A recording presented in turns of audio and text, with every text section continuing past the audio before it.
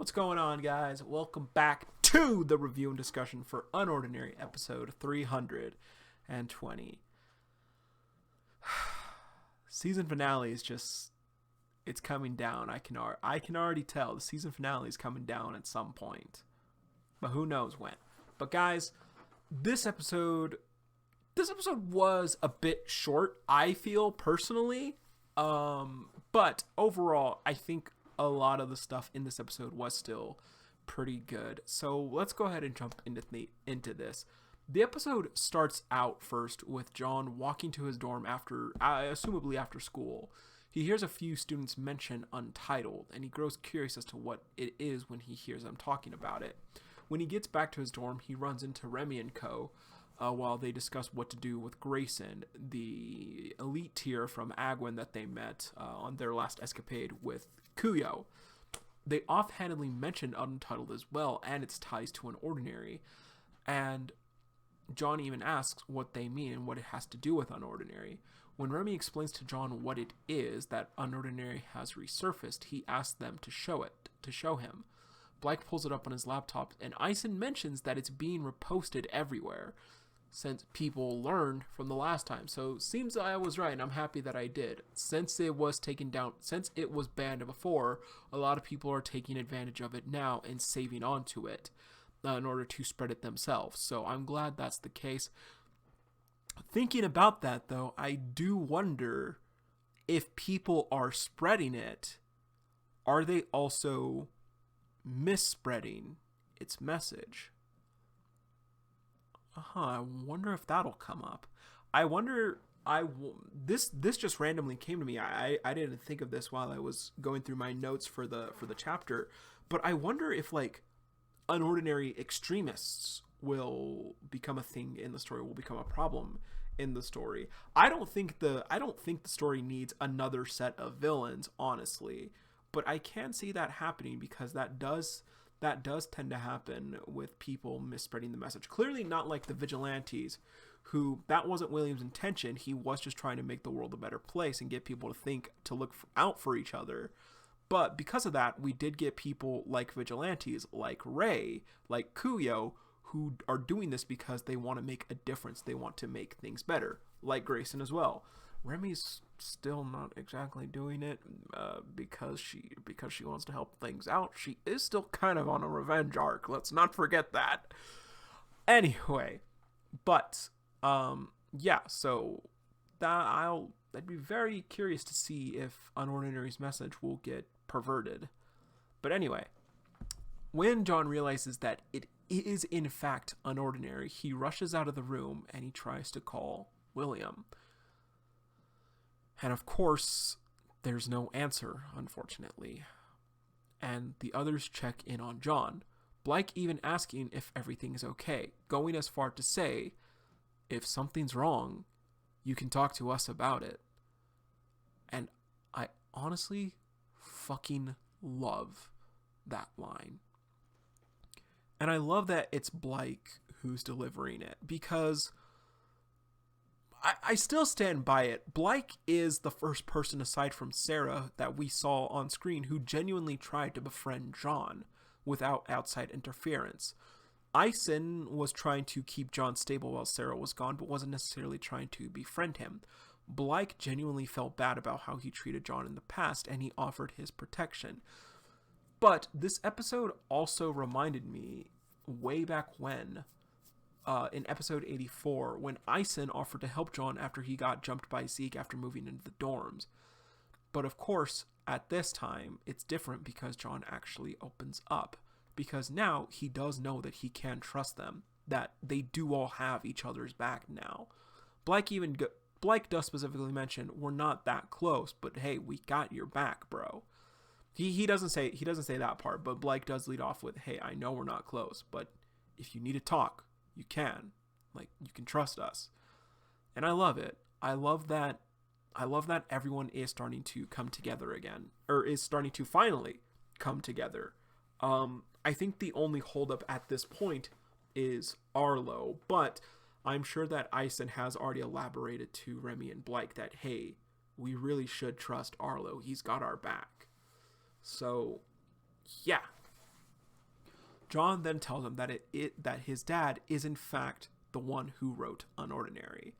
And of course, they all act surprised, but honestly, I really thought that Remy or Blake, or even Ison actually, he's the detective of the group. I thought they would have figured it out themselves based on the initials and the last name. Like, John's last name is like linked to the book. I thought they would have put that together, but I guess not. It's fine. This works too, honestly, that John is the one to reveal it, since he did also tell Sarah about his dad writing it way back when. He tells them about what happened when it was first published, that his dad was left off with a warning because he didn't mean to start an uprising. But when he tells them that his dad didn't answer, Remy suggests if there's anyone that can check in on them. And once again, I love this part, and I love that Remy's the one who suggests it, because like I mentioned last time, when the news is finally broken to John, I really want Remy to be a major person in John's life at that moment that can help him with the grieving process, because like I've been saying, she's in a similar boat. She's had family taken from her from the authorities, and not just taken like in the sense of Jane, but murdered. They're not coming back. They can't come back. So I'm not saying I want the John and Remy ship, but what I am saying, I think Remy would be a major character that can definitely help John right now when the worst is finally revealed to him. And I hope that John accepts that help from Remy. Of course, I want Blake and Ison and the others to be there for him as well. But I think Remy being there, because they are both in the same boat, I think that is the perfect move to make, Uru. So, we cut back to New Boston, where Adrian is checking in on William. But of course, there's no answer. He looks inside, and it's empty, but there is a broken TV that he doesn't notice, unfortunately. But when did this happen? When did this occur?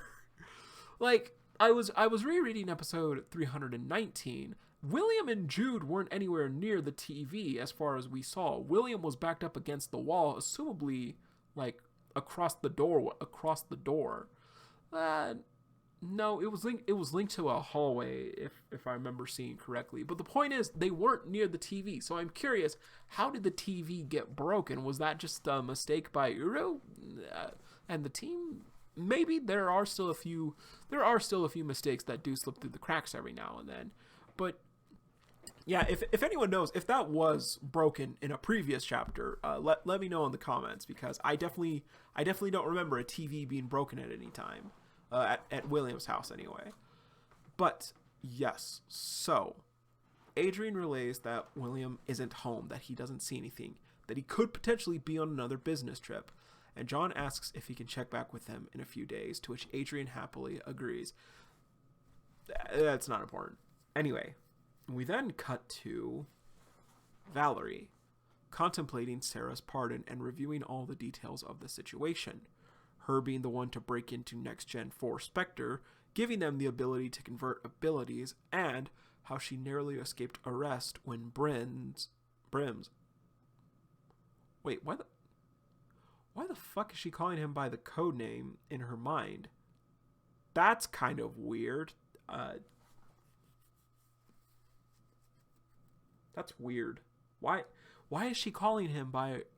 Why is she calling him... That's weird, because I'm pretty sure when she visited him in the hospital, they referred to each other by their actual name, and yeah, because Valerie even mentions Farah, Fury's actual name. Like, I could get them referring to each other by codenames all the time if they didn't know each other in public, but they do. What? That is so weird. Was that another error? We'll have to wait and see. Anyway, finally, she thinks on how Sarah was able to relay all the information for Spectre to Cassandra, and she wonders how she did it. And she then remembers Arlo asking if punishments given to some people are too harsh.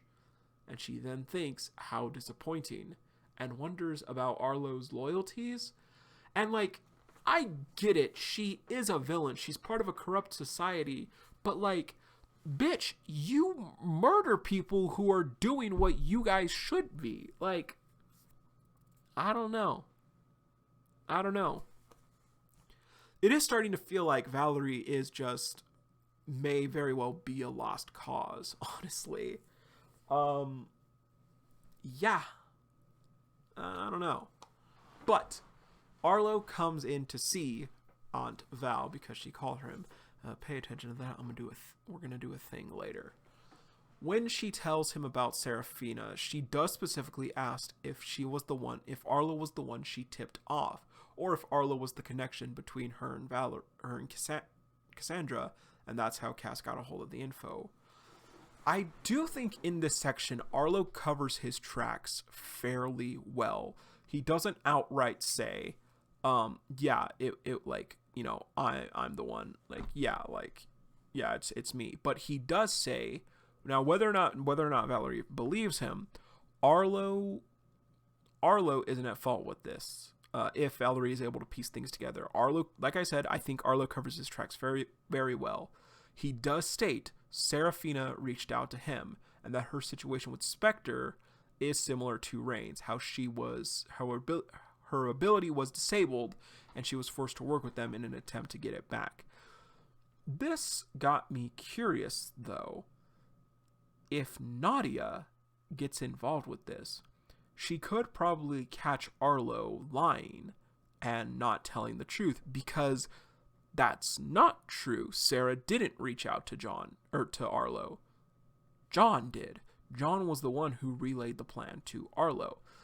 And of course, if Nadia does get involved, he has to be incredibly careful with how he words his sentences. Like if he asks if he leaked to Sarah about her arrest, or also if the trio gets warned and manages to escape again, I think that could definitely tip Valerie off. Like, damn it, my nephew is helping criminals and everything. God damn it, I gotta kill some people. But yeah, I do wonder if maybe we'll see Nadia, or if maybe during the next part, if she's there, like in the background and like listening to conversations, and is like, boom, he's a fucking liar. Anyway, now Valerie plays the part of sympathetic for Sarah, but the authorities didn't give a shit about Sarah being disabled before. They ignored her calls, and I don't think that Valerie's being sincere in this. But Valerie asks Arlo if he can set up a meeting between the two of them. And this did get me thinking. He does specifically state he is in contact with her, and that can be very dangerous, because that tells Valerie Arlo most likely knows where she is, and he does. He's with Doc. She's with Doc. Does Arlo actually know that?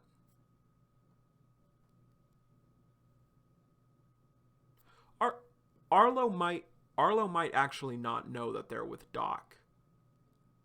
I think he does, though. I think he does know that Serafina is with Doc. Anyway. But, yeah, he has to be very, very careful about what he does next. And Arlo does tell Valerie that he can set up a meeting with Sarah to discuss her pardon under Sarah being useful to the Bureau with her information on Spectre. And honestly, Sarah really doesn't know that much about Spectre, so she may actually not be useful to them in terms of info, and they could probably turn that against her and be like, sorry, you don't have much for us, go to jail, bye. But yeah. Arlo agrees to set something up by the end of the week. So I do think we're going to be seeing that conversation very soon. And who knows, that could actually be the season finale. But He thanks his aunt, and she says, while they're at work, just Val is fine. Now, I think that this is a hint at Valerie beginning to be less familial with John, or with Arlo, beginning to kind of set aside their personal life. I think this is an indicator of her being like, you've lost that privilege for now. It's time to see if you can earn it back. So I think soon we will probably see Valerie stop being Arlo's aunt and more just her showing the Vulcan side to Arlo. But who knows?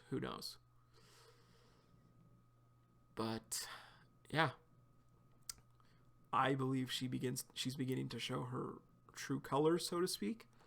And as Arlo leaves, she ends things off by simply thinking, "Don't fail me, Arlo." Now, I brought this up in the reaction. Honestly, Arlo may have set things up for disaster with this time. But I'm going to be fair to Arlo. While what happens next may be Arlo's fault, it's not his fault. Yes, Arlo is the one who is setting things in motion. But Arlo clearly loves and respects his aunt. He sees her as someone that he can trust and confide in. He doesn't have a good reason not to trust her. He probably will soon, but there's really nothing for him. There's really not been a reason yet for him to not trust her. The seeds of doubt when it comes to the authorities have already been set up. And Remy has even told Arlo what is true, even though he doesn't know it, that she was the one who killed Ray.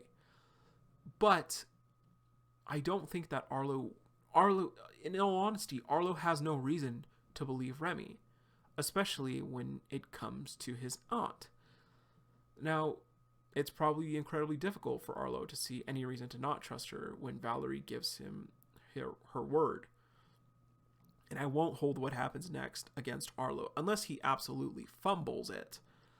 I think it's not Arlo's fault that he's being manipulated into a situation by someone he can trust.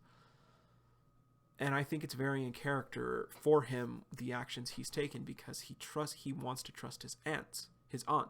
He believes in the justice and the authorities, not Ember, but he believes in the person that he knows, the person that we know so far is closest to him. We don't know anything about his parents. This is Arlo's only family in the series that we've seen.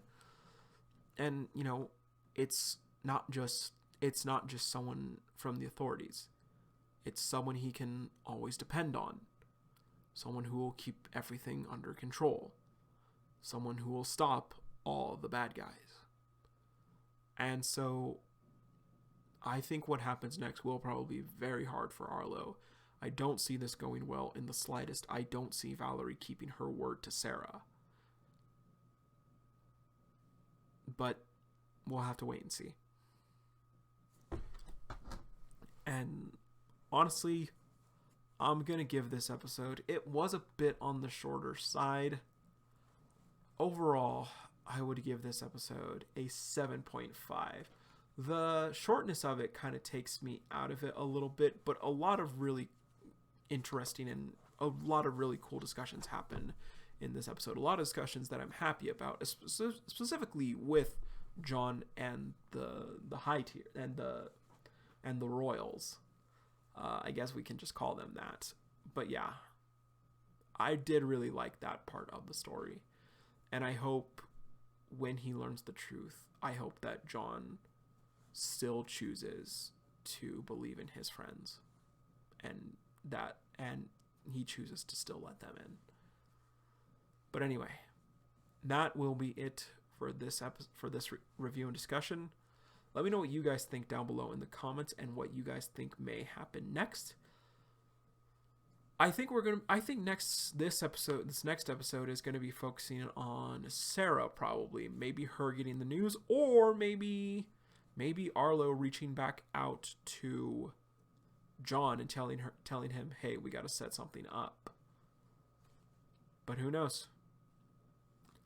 Anyway, that'll be it for now. As always, everyone, see you, Space Cowboy.